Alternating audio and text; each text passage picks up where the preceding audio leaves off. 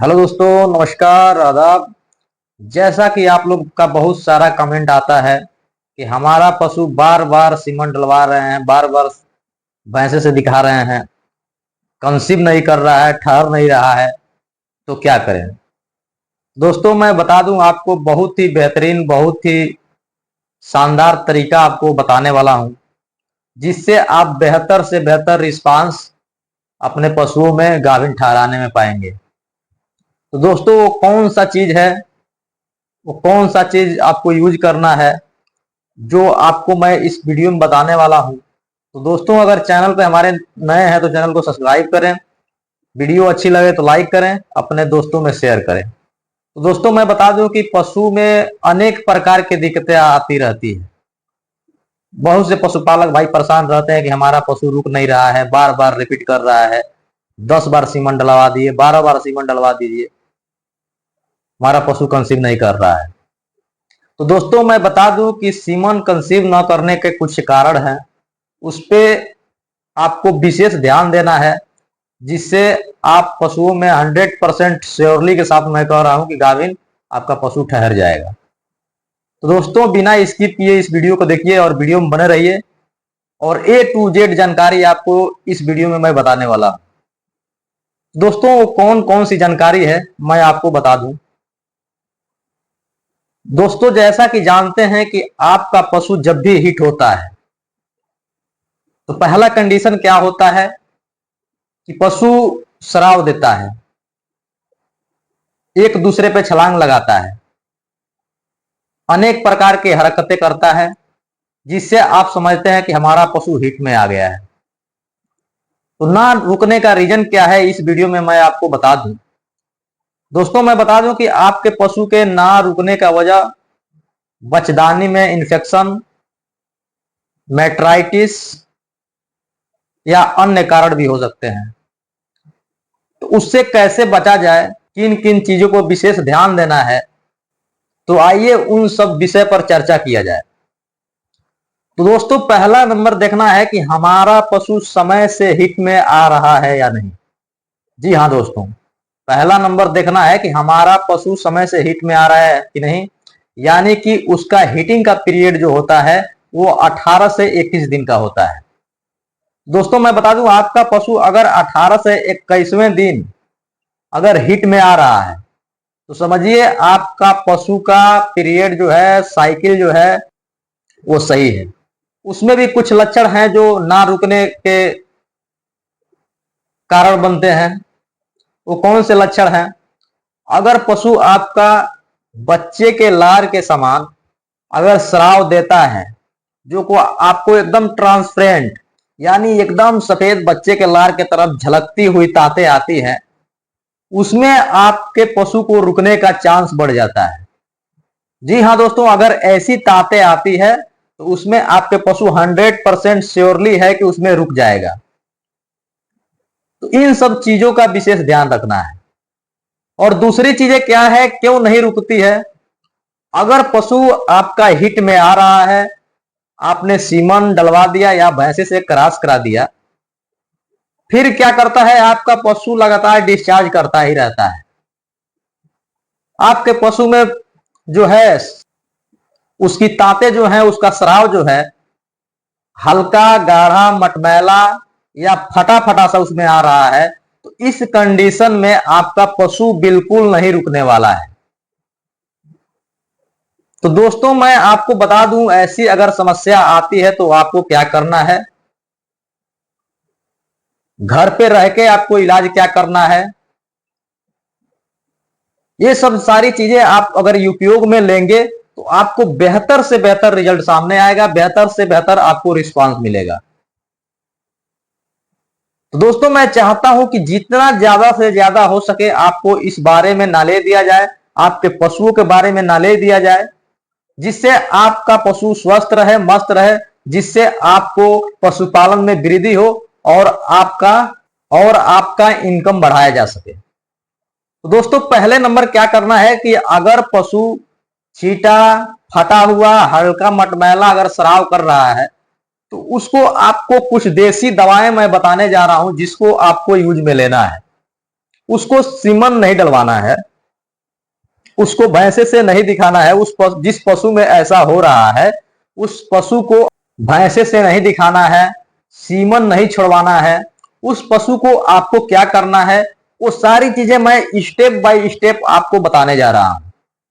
तो दोस्तों मैं बता दूं कि अगर ऐसी समस्या आपके पशुओं में आती है तो उसको पहले नंबर पे क्या किया जाए।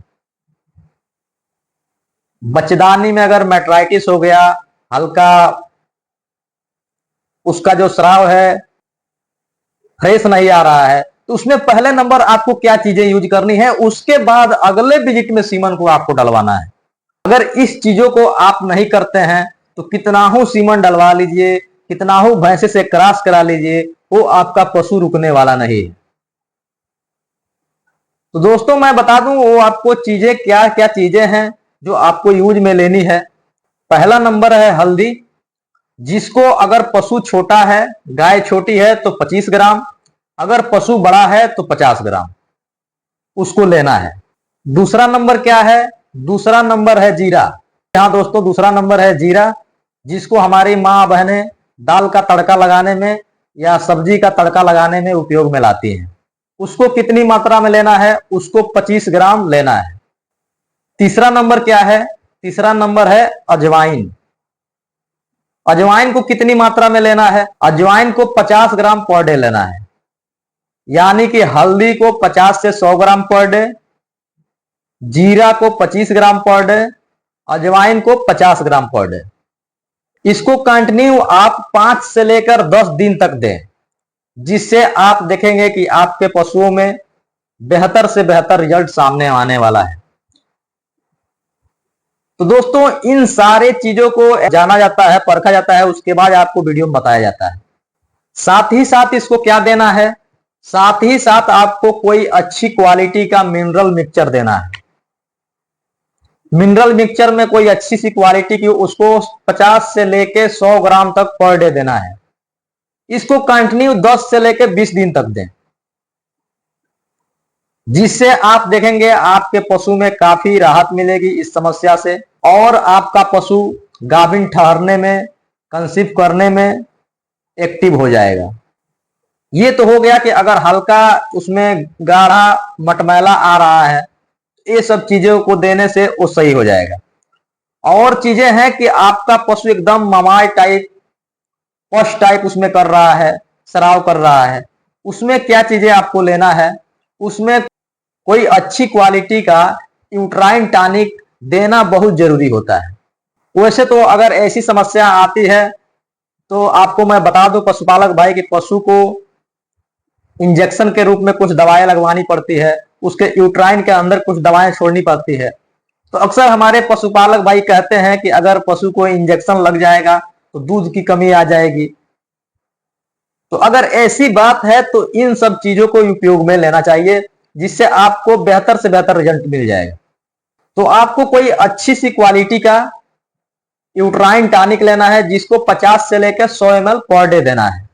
कोई यूट्राइन टॉनिक में कोई भी यूट्राइन टॉनिक हो सकता है, जैसे कि हिमरोग प्लस हो गया हिमालय का, एक्जापार हो गया आपका आयुर्वेद का, यूट्रीवाइव हो गया आपका बिरबैग का। ये सब ब्रांड कंपनी है, बढ़िया रिस्पांस देने वाली प्रोडक्ट है, जिसको आप यूज में ले सकते हैं।